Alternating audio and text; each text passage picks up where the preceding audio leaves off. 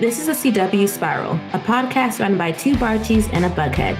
We're your hosts, Sabrina Reed, Michael Patterson, and Reed Gowden, bringing you history about the network, the latest news, and in-depth spoiler-filled discussions of some of our favorite shows on the CW. So, as y'all know, we are on hiatus, but we have a treat for you. Or it might not be a treat for some of y'all. I mean, it depends on your feelings about series finales. But we're doing a ranking of the series finales from worst to best. So bear with us. Remember, this is subjective. If your favorite is low on the list, or the one you hate is high on the list, that's just how it is. Give us your list. Yes, thank you. Right, Reed? Yeah. Just give us your list. And your opinions are fine too. So to start things off, I feel like it should come as no surprise. And no, Nancy Drew fans, it's not y'all's. But the worst series finale for us was The Flash. If you listen to our Flash reviews, you know, Reed was constantly saying, I'm sorry for y'all. Every time Michael and I were like, another not good episode. It's so sad that we have to put it down this low, but I mean, like, it's probably not a surprise if you were listening to us. I do want to make a point and say there's a lot of series finales out there that alienate people, like Game of Thrones, like the 100. The Flash's series finale didn't do that. It was a perfectly serviceable episode of television, but coming after such a disappointing season, it should have been more. It didn't carry the stakes it needed. It rushed through everything. The final scene was Joe proposing to Cecile before we got the nice little Barry teaser afterwards. It wasted characters. It focused on the wrong characters. It was an adequate end to a less than adequate season, but like The Flash, probably the biggest show the CW ever produced, deserved better than that. Yeah, I don't really know. We've said everything we can say about the final season of The Flash. It was one big missed opportunity. And unfortunately, the final season the final episode was just the last part of that. You said that so generously, though. Because it was an adequate episode to a less than adequate season. Yes, it's so nice. Yeah, the really isn't. I mean, the episode itself is solid. It's just that it's just there. It has some great moments. I wish, if Michael, where would you say The Flash should end? Because for me, I'm cool with season 4, episode 1. We're done. Like, that's the end of Flash. I hate to say it, but the first 3 seasons were perfect. I know some people didn't think 3 was great when it was airing, but in hindsight, it was really, really good. 6 was a comeback for the show, but it took us a while to get there. And then after 6, it fell off again. So if The Flash was just 3 seasons plus the season 4 premiere, I would have been perfectly happy with that, because it felt like it spent its whole run trying to get back there. It never quite accomplished that. No, sorry to The Flash, but you were on the bottom for a reason. But for those who, love hanging out in Horseshoe Bay, y'all are next. You weren't at the bottom, but you are the second worst for us personally. A lot of this does have to do with the penultimate episode and then the rushed ending.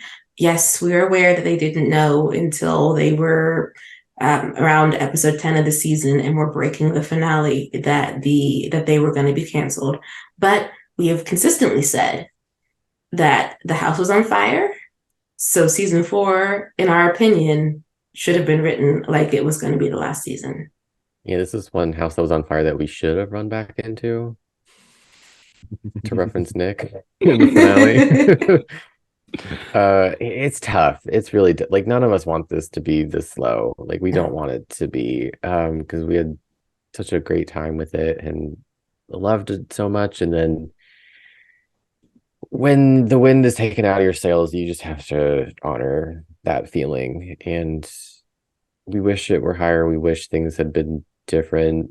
Like, again, as we said, serviceable ending. It's fine. It's just that bitter taste in our mouth lingered, and that aftertaste, just nothing. I don't think anything would have taken that away. Mm-mm. Season 4 bit off more than it could show, and it never stopped doing that throughout its whole run. Nancy is arguably the most consistent show on this list of finales we're going through, but unfortunately the final season just had too much going on. And then that last smack in the face with the Alice storyline, the rushed ending it tried to do, the season finale elements of the finale were perfectly serviceable, but they lasted far too long, so that there wasn't enough time to wrap up the series finale element of it. And unfortunately, that made it rank lower than we wanted to put it, because everything that was happening was really entertaining. It just, I think it should have had a more definitive ending than that, and it had more time to spend with the characters, because of course they're who we love the most, and the whole thing just felt kind of rushed. But we did enjoy our Nancy Drew journey. Without a doubt. Really and truly, like, special place in our hearts. Moving on to, well, actually, Reed, where is In the Dark? Where are we located in the US for In the Dark? Are we in the US? Chicago. Okay. It did not film in Chicago. Filmed in Canada, to my knowledge. I think it's Chicago. In the Dark.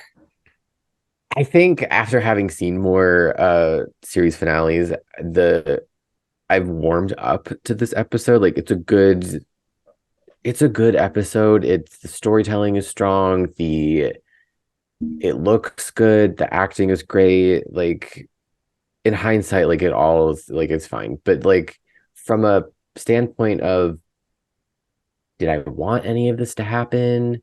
Did the ending serve the character?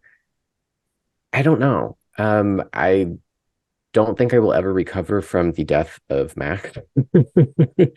Just one of the worst TV deaths in my mind. It's just like, he deserved better, and I don't know if watching his wife to be kill a man was a satisfying ending. Like, it's still something I struggle with. They were really going for anti-hero, and maybe that worked for others. I don't know. I still conflicted. So that's why it's low. Because I can't say I liked it, but I can't say that I hated it.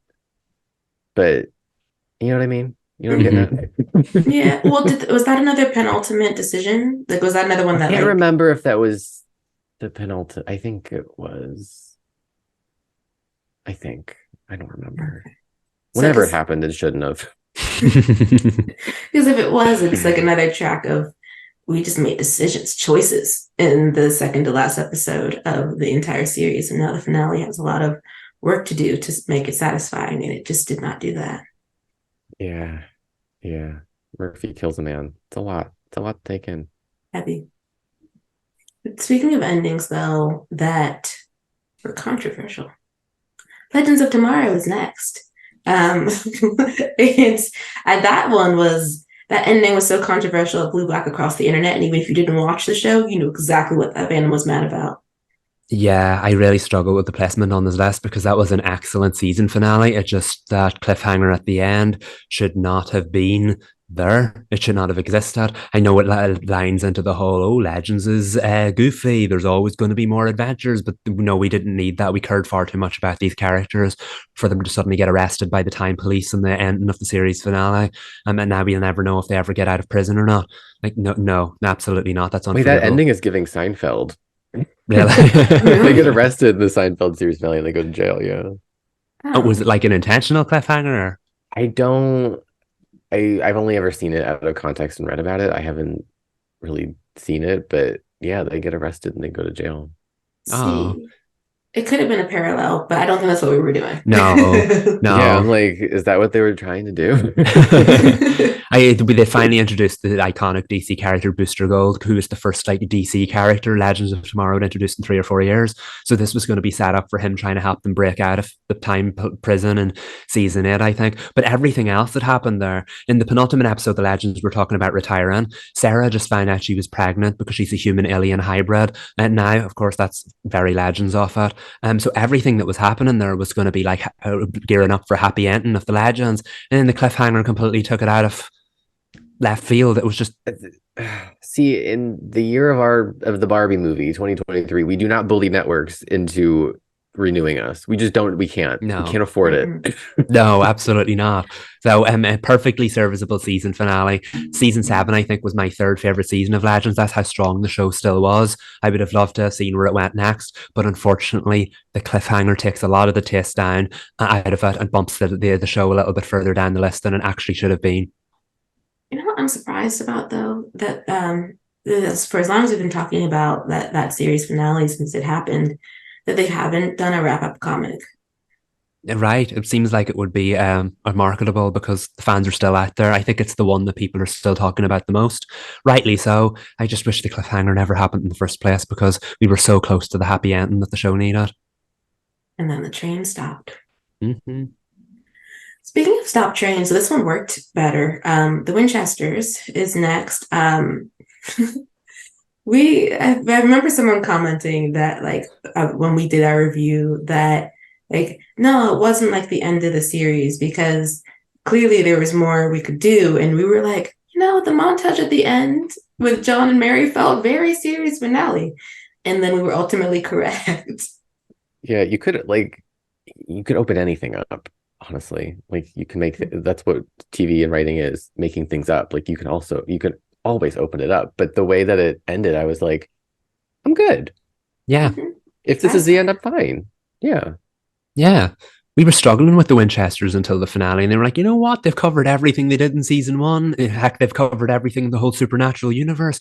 Kind of felt like a series finale to the Supernatural universe, while giving it a little bit of series. Yeah, giving it that little bit of a happy ending. It's kind of the opposite of Legends for me. Not quite as strong an episode, but an excellent ending that wrapped everything up. Happy with it. Of course, I would have liked to have seen the cast return for a second season, but as a series finale, perfectly serviceable. I do think that as a society, we all need to get on the same page of the definition of the term cliffhanger. That's another discussion I would like to have with the society at large when we have time. Got a lot going on, but I think when we have time, we all need to come together and just really hash that one out. Because I think we are sometimes different pages, different books, different libraries about what a cliffhanger is. For sure. So throwing that out there, when any of y'all got time, more than welcome to bring out the green table and really, get down to brass tacks about that. That's been on my spirit for many years. To note, though, the Winchesters does not end on a cliffhanger. We are tied up, y'all. The bow is tight. Like Reed said, you could open it back up, but John and Mary are on the road and are they in Baby or her car? I can't remember now. I can't remember either. Baby sacrificed? Baby was there? I don't know. I don't remember. Someone tell us. We can't remember. But whether or not they were in Baby, they were on the road and they were happy. The montage was beautiful. Great ending to the series. I wish it did get a season 2 just so we could see the cast, but great ending to the series. Very satisfying. Our next two, though, are it's tie between Gotham Knights and Tom Swift. We'll start with Gotham Knights, which Reed and I watched out of context, but Michael saw the entire season. Gotham Knights was that little show that could, a bit like Legends. Everybody wrote it off at the start and it just kept getting better as it went on. I knew this show would find its footing when it got the pilot part of it out of the way, because the pilot wasn't great, and it did. It finally it turned into a nice little ensemble kind of show, and it felt like it would have gone to even greater strength in season 2. As a finale, it was brilliant. We got the Two-Face cliffhanger, although I wish we saw that earlier. The team really found their footing. They came together. They all believed in each other, and perfect concept for season 2. It's unfortunate we didn't get it, but you know what? We always say cliffhangers are serve, and I know the next one show we talk about is certainly going to fall into that category perfectly. This was a solid serve, and we got plenty of potential for season 2, but also I can imagine where the adventures take place off screen. That's what if you're going to have a cliffhanger, that's the best kind of one to have. So Gotham Knights surprised us yet again in the end. I wish we had a season 2, but perfectly serviceable ending. Like, what a comeback, a Cinderella story, Like just getting roasted the second that trailer came out, and we were there. We were party to that a little bit. We were in the back. We were a little nicer. Yeah. But just talk about proving them all wrong. Like I'm so happy for that show that it got to tell its story, do its thing, even though it got cut short for reasons that are out of its control. But a comeback for the ages. Left an impression. It seeing the fandom in real time, seeing them grow and try to save the show too was really amazing, because they did start on the ground floor. There were a handful of people who were really excited, and they couldn't even express their excitement without someone tweeting it's gonna suck. They just could not seem to help themselves. But the more episodes that came out, the more people were watching it, and people started getting excited about it. I do think it ends in such a way that it does give potential for a season two, but it's also like one of those, like it's like a mini cliffhanger, right? It was Like you, open-ended. it open ended. We can like stop here and it's fine. Like you want more, but Yeah. it's completely fine if you stop there. I did wish, that Misha Collins got to be Two-Face longer because it was we were growing. I could definitely see the vision that he had for that villain, and we just didn't quite get there. Plus, Duella's amazing. Hmm. I would love to see that actress play anything else because she was fantastic. Or, James Gunn, Peter Safran, if you need a Duella in an upcoming project, cast her in the Definitely. role. Just bring her on over. With Tom Swift, though, that's a cliffhanger. Like that is a cliffhanger. Hmm. I feel like all of our reactions were just like exclamation points, right? Like when it was revealed that this entire plot is actually like happening from the future as far as where his dad is. It Like a was just time warp. amazing. Yeah, Yeah. I think we just end on that conversation, don't we? Like the guy who was working with the road back just says who he is and that your dad sent me, and that's the end of the Yeah. show. Yeah. Yeah. And for being such a technology driven show to think, oh, we're doing time travel. Oh wow. That was such a great cliffhanger. It was such a good ending. It got you so excited for the season two that would never happen. But I kind of almost forget about a lot of what happened leading up to that because it leaves you on such a strong note. You're like, oh, bravo. You just wish you could shout encore after it as well.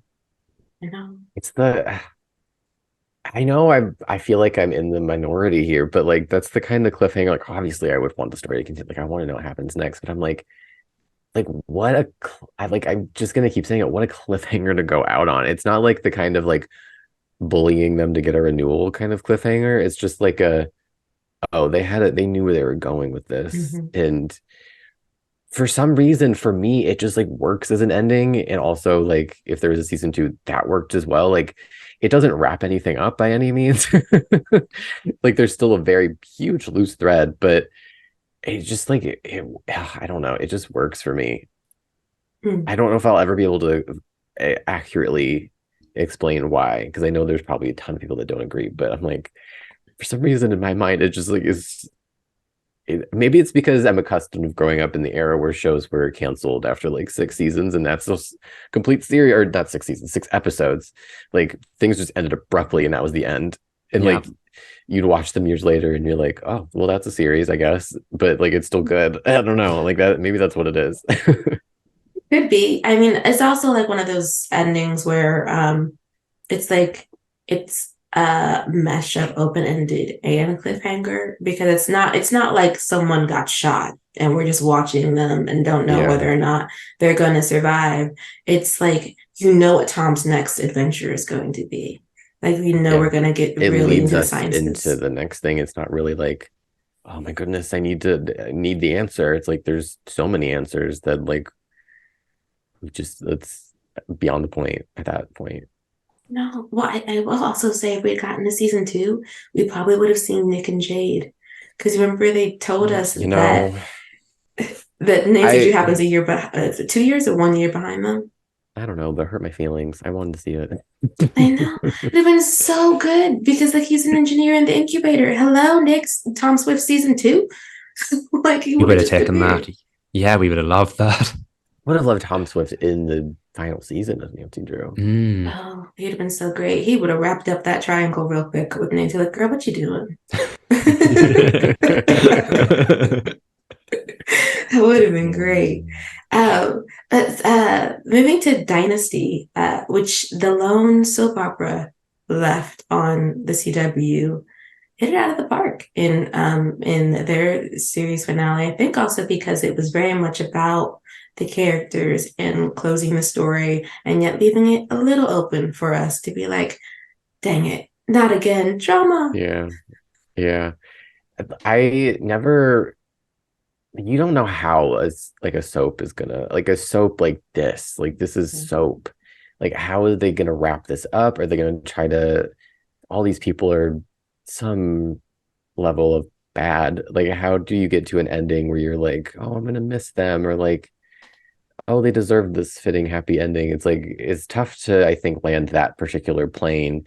And this is a show that did have to like pivot to a series finale like in the middle of the season. I don't know how that worked out. They really didn't tell us, but it was on the page. It was on screen. We could see it happening.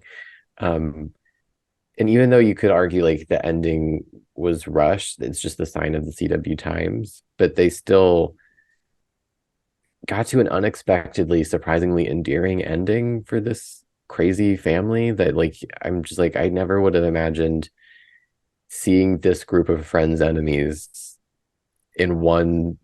They take a picture together, like that's the end. I'm like I never would have thought that would be so like emotional and touching when you killed people and got away with murder and like you guys did all these horrible things, but you're all here. Like I don't, it all worked, and they brought a character back finally that fans had been clamoring for. Like they really did. They pulled out all the stops for that finale, and like it's not the best series finale by any means, but like it's for the time that they had, it was a really great, beautiful ending. That's why it's like kind of middle on our list.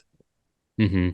I thought they did a great job with that because Dynasty picked up and put down an awful lot of stories over its run, and yet it managed to address almost all of them in series finale, but in a kind of low key, kind of quiet way. Like I never questioned anything. The show its stories were ambitious, but it wasn't as ambitious a finale as you would kind of expect from a show like this, and that was okay. I think it really worked like that. It was kind of like a peaceful ending, and to go back to what you said, Reed, like the moment where like Alexis and Dominique were like arguing with each other while they were trying to take the photo, just like low stakes kind of drama, even though these people have done some horrible things. I thought it was very true to the characters, even if it was a quieter ending. And in this day and age, I was perfectly happy with that as kind of a happy ending that you wouldn't expect. And I did love too, because like going back to what I said, like not knowing how they would wrap these stories up, like Fallon is such a complicated character, right? Like we love her, even though she is messy queen, like she hot mess. And in this season, she is becoming a mother. And I'm just really glad that they didn't try to make us believe that becoming a mother, and she and Liam are still married. Yeah, they are. Mm-hmm. Like not all of that like softened her or like instantly made her a better person. Like she's still the ruthless businesswoman, but now she just has stakes for her own dynasty that she wants to protect her daughter. So they really played with that dynamic in a way that made the most sense for Fallon. It's not like, oh, magically she's super nice and is never gonna be flawed again. Like I really appreciated that that representation or that perspective of becoming a mother, that it's not always what we see on TV. It's like, oh, my problem solved forever. Like that's not really what it was. She's still gonna be a chaotic hot mess. Very true. Now she just has a daughter. Now she has a mini. That's a good thing, though. It's the type of representation that needs to be shown. That as someone who's given birth, you would be like, I am a mother now, but I am still this person every year. Like it's still gonna be messy. Might be a little bit tamer, but like it's still gonna, like the reactions are gonna be similar. Like my personality is not going to switch up. I'll just be a tad softer, potentially even just to your child. Like some people are just like, they're like ruthless with everybody else still, but like with their kid, they're just like the softest thing. But which is also an interesting dynamic when you see it play out on television. You're like, wow, you take no prisoners, but the minute your baby walks into the room, we're immediately mushy. Yeah, would have loved to have seen that for Fallon. Next is Batwoman, which again, this is a series finale where it had an open ending, which I think kind of works better for the superhero shows or the things in genre, just because you expect them to continue going on adventures or continue fighting around the city. But a very, very solid series finale. Batwoman was an excellent season finale to an excellent season. It just happened to work as a series finale as well. The whole thing was kind of like a plot from the 1989 Batman movie, with the whole like stopping the Joker-like character from infecting Gotham City.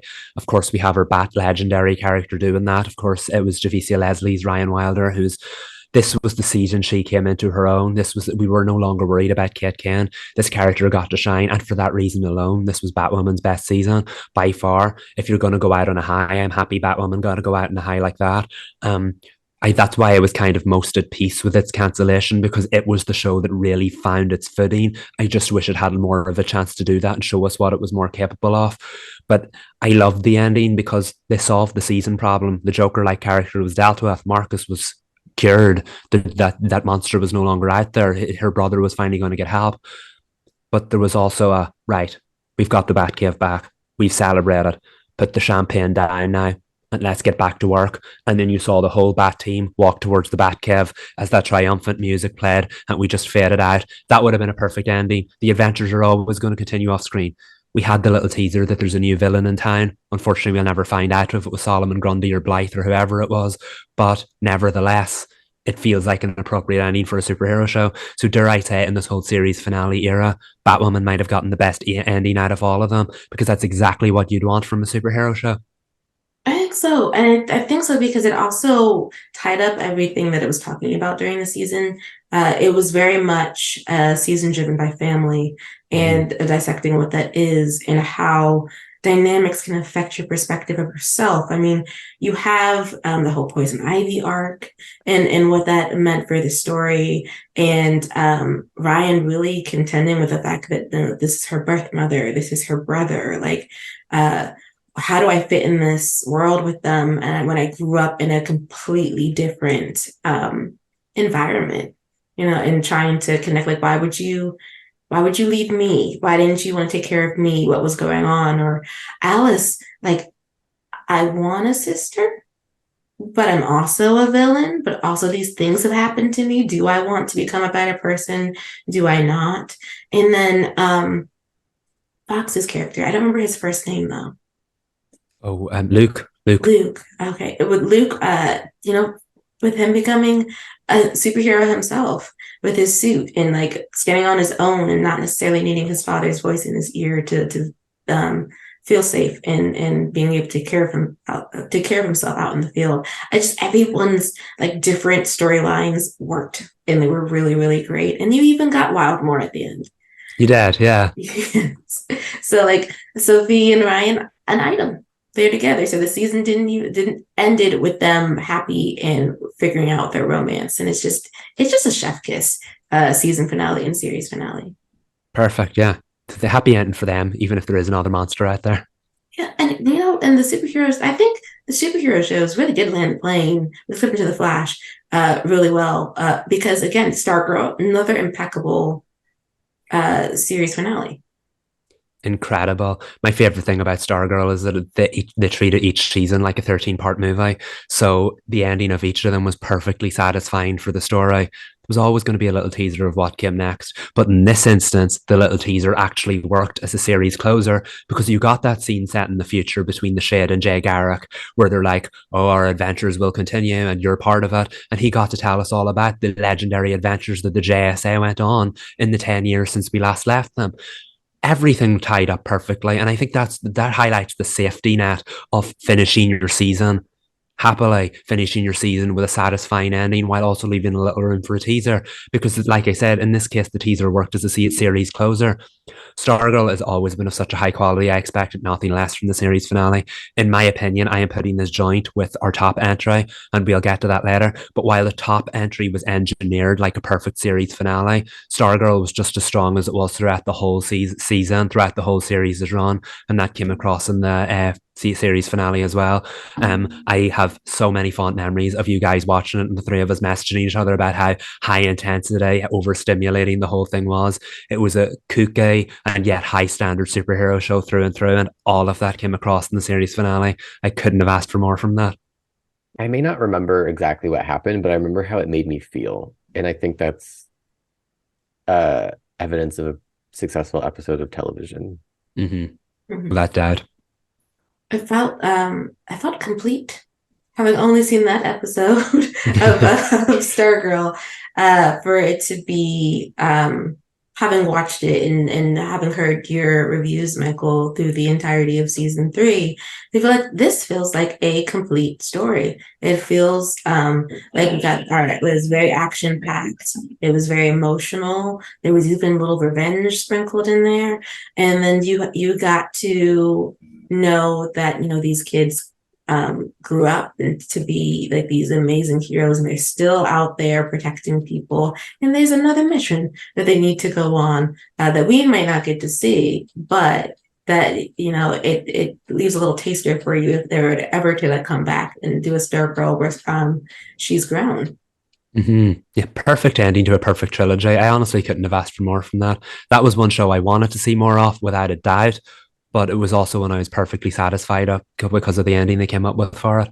Isn't it so hard when you're like, oh, this works perfectly. I want more, but like it works, and you're just like, ugh, tug of war emotionally. Exactly. I think this is the show that found the perfect balance. Yeah, for sure. I feel like Walker Independence is the same for that. So like on our list, you guys, we have like, so for Michael, Riverdale and Stargirl are paired, and for us, Stargirl and Walker Independence are paired, for us being lead lead. But Walker Independence is just,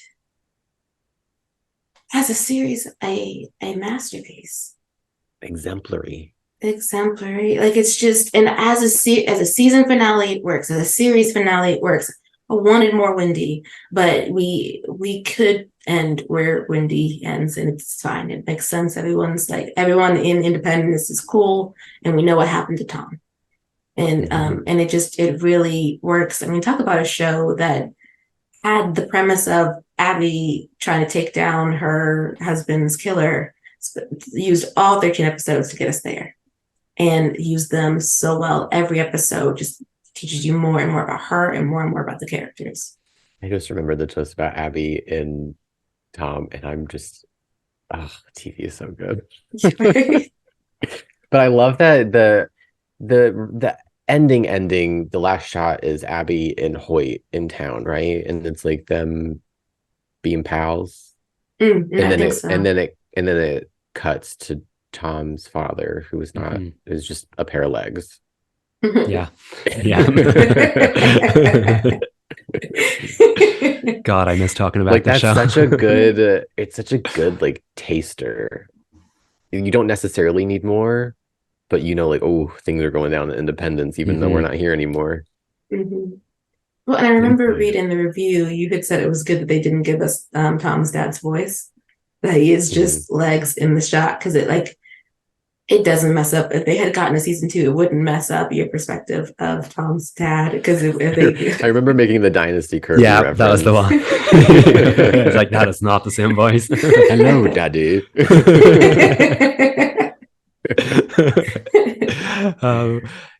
The Abby's Sarah Connor moment in the finale, it's a perfect payoff to everything we were waiting for. Seeing her hunt that down man with that shotgun, that was just insane. The finale really came through as just a perfect, like, I'm sick of saying this, but like so many of the CW's the shows did nail it. It was a perfect season finale that also functions as a series finale. It left you wanting more, but it did tie up the bulk of the main storyline. For all I care, Tom could have went off with his dad and lived happily ever after somewhere else, and everyone in Independence lived their long, happy lives without this man bothering them.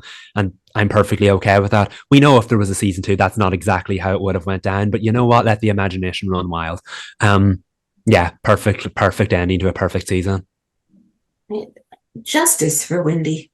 Like, it just... we'll be screaming it for the rest of our lives, I think. Yes, well, I mean, also because we were told ratings mattered, and they were the number 4 show for viewership on the network. And one of the most consistent of them all. It didn't drop after that initial drop off. No, I can't, like, the storytelling on point, like the historical writing they were doing on point, the relationships, just chef's kiss. I mean, they gave you both wholesome romance and dirty romance. Just like dirty, nasty. Like, oh. God, it was such a good show. Unexpected. I remember how giddy I was watching episode 2. and knowing that it was like, oh my gosh, they kept it going. Like the biggest pleasant surprise, I think, for us of this Yeah. CW's death era. Yes.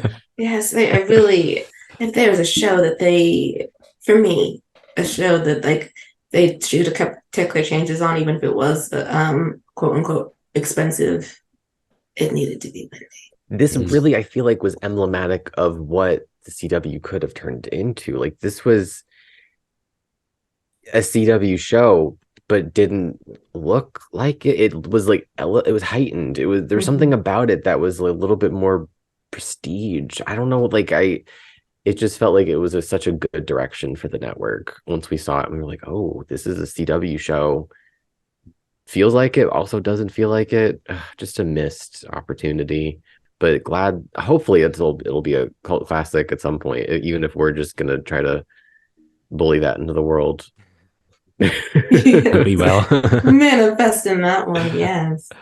And then, I mean, I spoiled it a little bit, but y'all should know by now we went through the majority of the CW shows, that series finale. We only did the ones that we'd actually watched, though, by the way, y'all. But Riverdale, you could hate it that it's at the top, but this is our list. And it is at the top because the emotions, the storytelling, the impeccable set design, the costumes. Riverdale was a moment. The series finale was a moment. You could be mad if you want to, but name me a show like Riverdale that's aired on television before. Crickets. What a finale. Just what an ending. I said earlier that the Stargirl was the perfect ending to a perfect season, but that Riverdale's was more intentionally designed to be a strong series finale. I completely stand by that. This was such a standalone episode. Yes, it nodded to what happened in the previous season and it nodded to what happened throughout the show.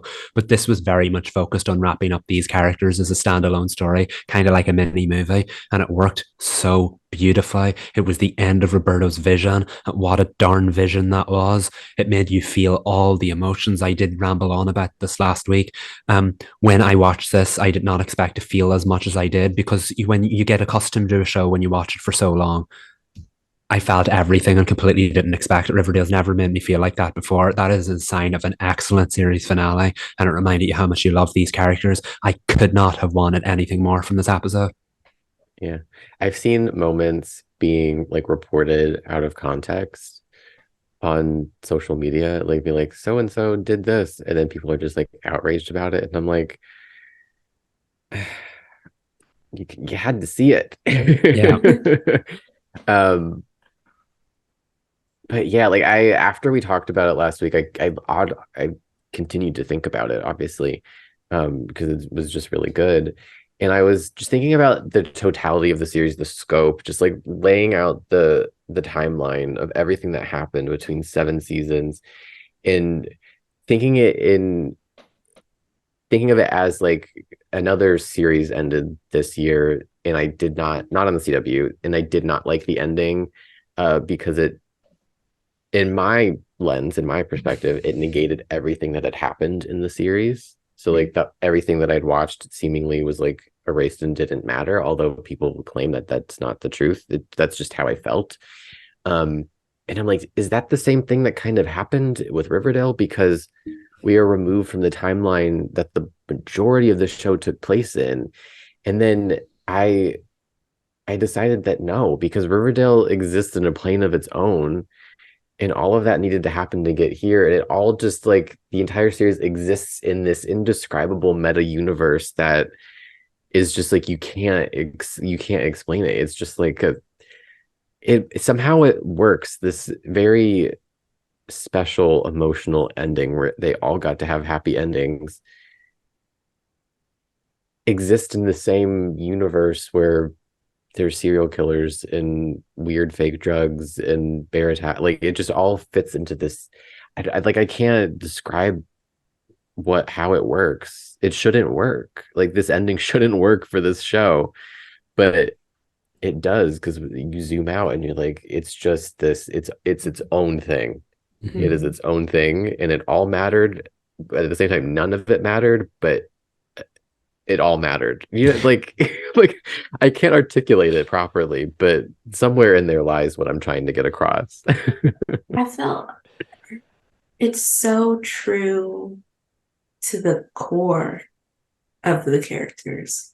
I think is I do understand fans who were upset that they didn't get back to the present day as we knew it in season 6.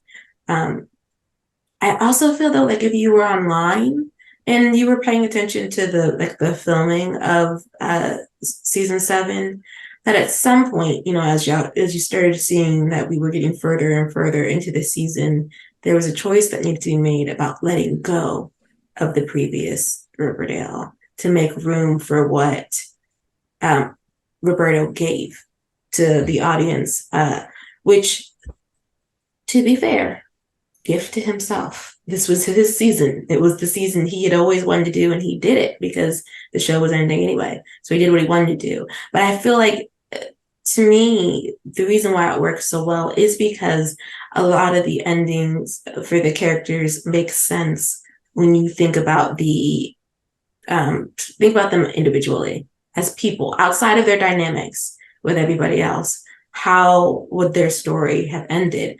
And we're on record saying that Betty deciding to choose no one but herself would have been the serve. Mm-hmm. And Roberta was like, "Oh, you think so too?" Here, she had a very fulfilling life with great loves, and she chose herself. She chose her ambitions. She chose family, and that family consisted of her daughter and then later her granddaughter. And she did not regret a moment of it. I think it's the best ending you could possibly give to Betty as a character. As her being my favorite character, I was really happy with her ending. I really was. It was very true to who she was. I think everybody else is too. No, Archie didn't stay in Riverdale, but all Archie wanted was a single family home, a loving wife, a picket fence, and a baby. A dog would be great too. That's all he wanted. Oh, and a construction company. That's it. Very simple.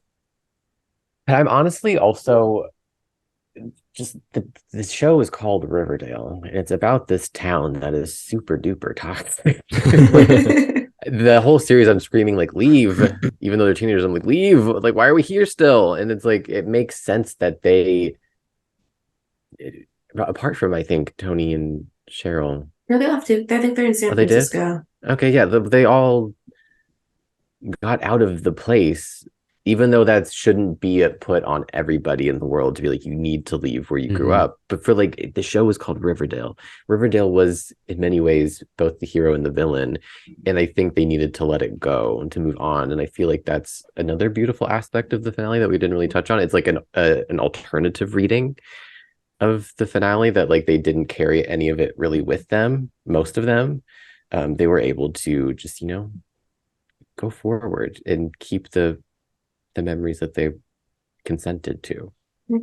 Yeah, and that was one of our big criticisms of season 6, and I'm pretty sure we're on record of saying I'm tired of people saying we got to save this town when the town is so toxic and it's save yourselves. Yeah, exactly. Get out. But they kind of not that anything was perfect, but they kind of did fight the good fight and metaphorically changed viewpoints in the town in season 7, and then hightailed it out of there, which was exactly their right. So they they created some change, which I think is far more effective than trying to fight this evil sorcerer from another dimension. I love that the whole let's save Riverdale, you know what, let's not bother with that, and then they try to save it a different way. Season 7 was the reset the show needed. I know it didn't go the way everybody wanted, and I do see those points of view. I do understand that, but like all the characters ended up in their happy place together, reunited, 17 forever with their favorite milkshakes in their happiest of places. Couldn't really ask for any more than that. Just the full circle is to full circles, even though it's their dead. But like it's full circle. Well, it is, but it also, like, I love that we came back to this idea that like Riverdale is a concept, right? But the actual place they really love is Pops. Yeah. And that's where and with each other. And with each other. And that's what they embrace. I mean, and then if you watch the extended version, if you haven't watched the extended version, you need to watch the extended version. You need to see the scope. It's on Netflix today as we're recording, and I need to look and see if that's the extended cut. If it Oh, helps, the yes. international Netflix one does have the extended cut. I did check. Oh, Bless okay. you.